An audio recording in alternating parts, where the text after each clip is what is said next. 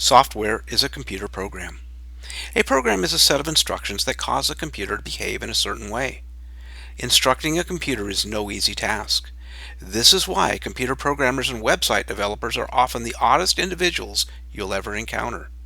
If you've ever tried to converse with a computer programmer, then your experience has certainly verified that working with computers does indeed cause insanity. Encountering a computer programmer or website developer in the public is much more common now than it was in the past. This is because federal attempts at assimilation and mainstreaming have forced programmers to reside among the general public rather than be housed in special facilities full of like-minded individuals where their medication can be monitored and behavior controlled. Despite enormous difficulties, some programmers have attained small measures of successes in instructing computers. Computer programs are also called software. The term software is probably a subliminal reference to the straitjacket that most computer programmers and web developers will eventually wear. Software available for computers usually fits into 5 categories. These categories are word processing, database management, spreadsheets, games, utilities, social media, and finally, artificial intelligence. Each category has been designed to appeal to a certain class of computer user, thereby broadening the base for potential destruction. Word processing programs are designed to process words. To use a word processor, you most often type words into the computer from your keyboard. You may also try to speak words into a microphone. With this method, you talk into the microphone and hope the computer types what you say. Unfortunately, this method is by far the most frustrating and it's nearly useless. If you've ever tried to correct a teenager, be it yours or someone else's, you will understand the futility of trying to talk to your computer and have it do what you say. You can expect things like, "I didn't hear you," or "I thought you said." Since computers rarely do what you want them to do in the first place, giving them a chance to misinterpret your commands by speaking to them is never a good idea. When using a word process, as you type, your words will appear on the computer screen. It's very difficult to type on a smartphone, and trying to process words on one of those devices is useless. Even using a full-size keyboard is no guarantee of accuracy. Even with a keyboard, the computer will often input the wrong letters or words just to irritate you. This is why all computer keyboards have a key labeled backspace. If you're going to process words, you will need to use this key often. Word processors often act like their first cousins, food processors. Food processors take several varieties of food and process them until the end result bears no resemblance to the original items. The same is true for word processors. Imagine that you've been carefully and meticulously typing a letter, report, or other document into your computer.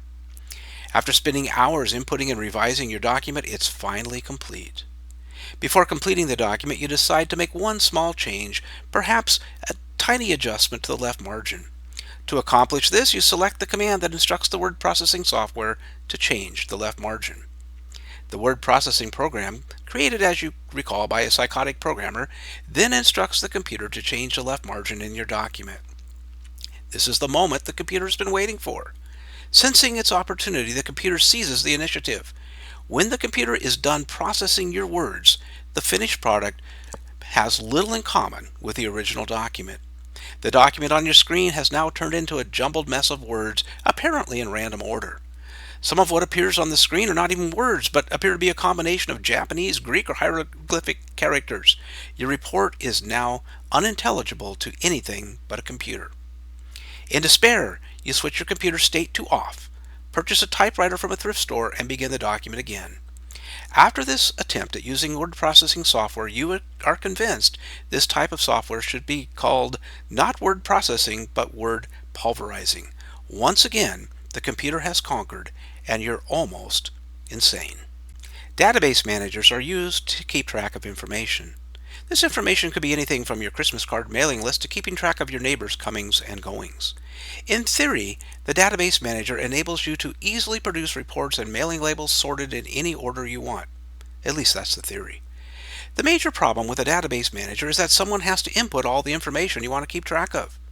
It may seem like a great idea to make a household inventory for insurance purposes or to track every check you've ever written for the last 20 years. Great ideas with database managers usually last about 2 days. The monotony of typing in every item after every item into a household inventory is too much, and the project is usually abandoned quickly. facts are simple. If you didn't have an insurance list before using a database manager, you probably won't create one with this software either. It's just too much trouble. Well, you say, you're different. You will use the database manager to create an inventory, and you are confident you will carry out the task to completion. We'll see. Let's assume for a moment that you did have the motivation and endurance to enter every item of value into a database manager on your computer.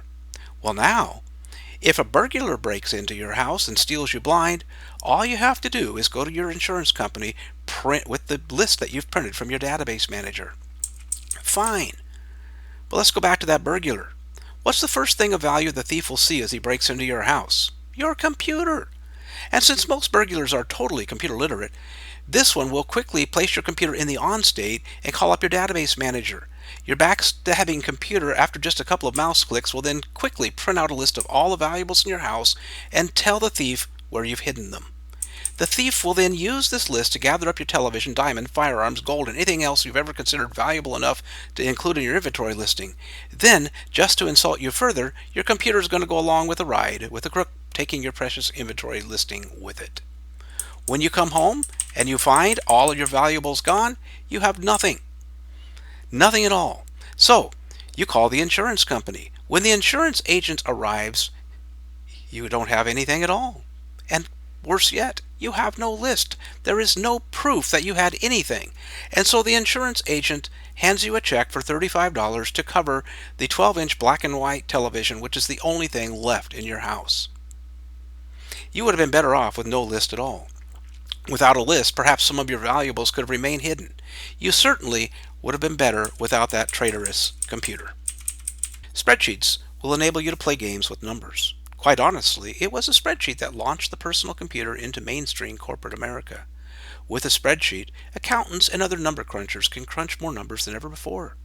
The spreadsheet essentially places a sheet of paper 20 feet wide by 120 feet tall at the number cruncher's fingertips. Spreadsheets are also equipped with complex mathematical formulas for financial and statistical applications. Spreadsheets, however, have proven to be extremely dangerous for their users. The first and most obvious has to do with creative accounting. Now, with a spreadsheet, when it's time to figure your income taxes, you can manipulate those income and deduction figures until that refund comes out just right. The IRS, however, has not sanctioned this method of tax preparation, and many spreadsheet users have found themselves exercising their creative accounting skills in prison. The second potential risk involves around the sheer fun of crunching numbers with ease. Imagine the enjoyment of developing a complex financial model that calculates the costs of providing electricity to the vending machines throughout the facility where you work. Imagine now, if you will, the captivation of determining the effect on the company's overall net profit if the number of machines were reduced by 1%. Oh, the pure joy of number crunching. Surely by now you see the danger. Of course, you must now determine the savings of a 2% reduction, and then so on and so on. And it seems only like moments to you, days have passed without you even getting up from your desk for nourishment. Unless numeric satisfaction is reached, an accountant like yourself will literally starve to death without even realizing it. Due to the large number of CPA deaths, it is now mandatory that spreadsheet software shut down automatically after 3 days of continuous use. This one regulation alone has been credited with saving approximately 40,000 CPAs each year. This safety precaution is by no means foolproof. Some bookkeepers have dodged the system by installing a second computer at their desk. When the 3-day limit is reached on the first one, they simply switch over to the other machine. If you feel that spreadsheets are your preference, take my advice and make sure that you have only one computer in your office. You will find that you reach that 3-day limit rather quickly. When you do reach that limit, pack up and go home to see your family. They will appreciate the surprise visit. Games are what the computer is used for when the boss is not around. As soon as the boss is out the door, computers throughout the office are switched from productive tasks like word processing and crunching numbers to transporting their users into a world of fantasy and excitement.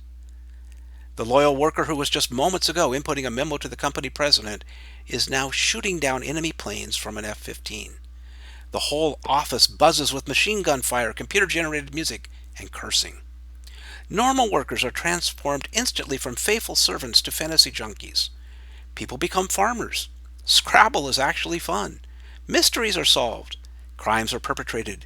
Gamblers are winning and losing millions of dollars. Monsters are destroyed. Aliens are befriended. The Earth's population is saved. Every day, one employee is assigned to work surveillance. That employee's job is to watch the door and alert the rest of the workers when the boss returns. As soon as the boss returns, the workplace instantly becomes docile and reverberates with normal work sounds. The threat to our nation from games is obvious. It's no coincidence that our nation's productivity levels have been dropping steadily since the introduction of computer games. Games are as addictive as cocaine, but much less expensive. All a game player can think about is the next round and the chance to better their score. Work takes a far back seat to succeeding in the game world. Avoid games at all costs. Like so many addictive habits, games are also targeted at the young. Rather innocently, a young child is approached as he leaves the school grounds and handed a card with a QR code on it. The game pusher quietly says, "Try this. You'll like it. Don't worry. It can't hurt you." The damage is done as soon as the child downloads the first app on their device. Before long, he or she can't get enough. She may even introduce her parents to her obsession. After that, the family is never the same. Television watching is neglected, and the entire household attempts to satisfy their craving for games. By far, the most popular category of software are social media programs. Social media is extremely addictive and very popular with twits, people who always want to be in your face, or people who want to clean your clock. Using social media, people can pretend other people actually care about them. They care about what they're doing and care about what they are thinking. Social media users are quick to update their status anytime a rare thought passes through their mind. On social media, you can read important statuses like, "I like cookies." Not to be undone, 4,000 other narcissists will comment about liking cookies too. Inevitably, the conversation becomes much deeper, and soon virtual arguments will break out over which cookies are the best. In the end, the half that favors chocolate chip over peanut butter will defriend the others and start their own chocolate chip cookie lovers group. Once a social media user has lost all their virtual friends, they are content to simply spend their entire day scrolling through videos of cats, car accidents, whales eating kayakers, or anything else that pops on their screen. These individuals have no virtual friends, and they've lost their flesh and blood friends long ago. The real danger of social media is not that people really don't care that you're driving down the road thinking about pizza.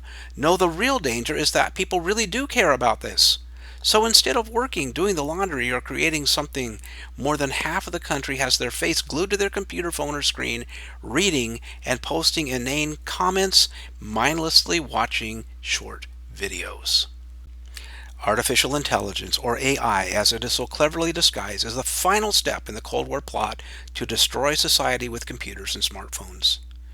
Before the widespread introduction of AI, productivity was nearly destroyed, and most computer users were already insane. Consider the progression of software introduction, word processors, then spreadsheets, then databases. When these were not adopted as widely as hoped, social media was introduced to continue to build on societal destruction. Productivity software caused people to give up in frustration. Games and social media provided the much-needed gateway into having every computer and smartphone user lose their ability to think for themselves. Reason and critical thinking were replaced by feelings and adopting the opinions and thought processes of a favorite influencer. Now, with America and most of the rest of the world filled with screen-gazing zombies unable to think and reason for themselves, artificial intelligence provides the final link in the chain of destruction. A great void was created when natural human intelligence was lost through the computer. People innately miss deep, thoughtful conversations and the satisfaction of actually learning something. The opinions of social media are wonderful and easily adopted, but not all the influencers we follow are experts on everything. Microwaving a bar of soap sounds like a great scientific experiment, but that does not prove to the tiny bit of thought processing power that we have left that the world is indeed flat. Artificial intelligence fills this void. Now we can hold deep philosophical discussions with our computer or phone. We know the answers it provides are true. It is, after all, intelligent, and we must now admit that we aren't. AI has all the answers. Not only will AI answer questions, it will also do things for us. AI can process those words, practice creative accounting, create websites, and even create social media posts for us. Best of all, AI can relieve us of the burden of trying to think. With AI, we just ask and it tells us what to think. It also tells us what will happen to us if we try to think differently than what it tells us.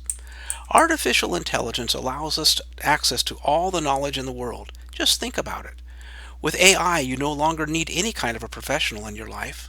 With AI, you can have access vastly more knowledge than anyone, even those who claim by virtue of many years of college to be experts in their field.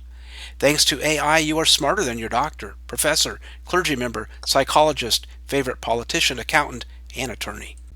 However, there's one final warning you may want to heed. Computers and their associated software, including artificial intelligence, will let you down. They cannot help stabbing you in the back whenever they can because this is why they were created. Assume you follow the intelligent advice you receive from your computer to save you money on taxes. The IRS may take umbrage with your creative accounting and may take you to court. You're not worried though because AI has got your back. You waive your right to an attorney because you have one literally in your pocket. However, when your freedom and sanity are on the line, AI will turn against you and ensure that you are locked away for years. Despite appearances and clever marketing techniques, rest assured that technology is anything but your friend.